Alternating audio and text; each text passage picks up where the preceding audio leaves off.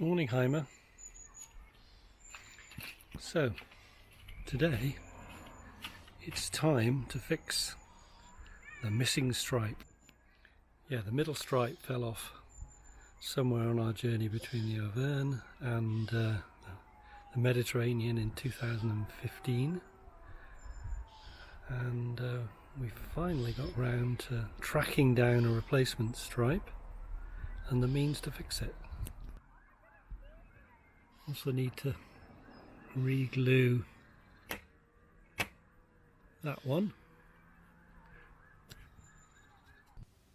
So I managed to track down the replacement stripes from a guy called Rod Shaw.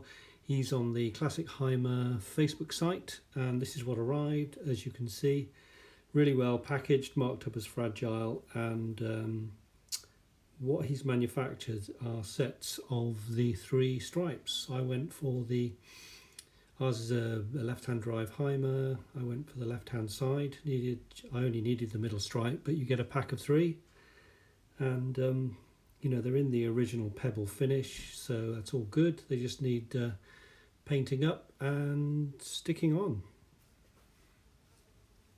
So I managed to source the all-important paint colour. You can see this is Rust-Oleum Combi colour.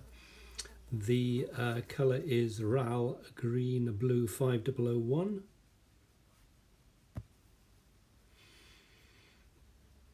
Here we are, video of watching paint dry.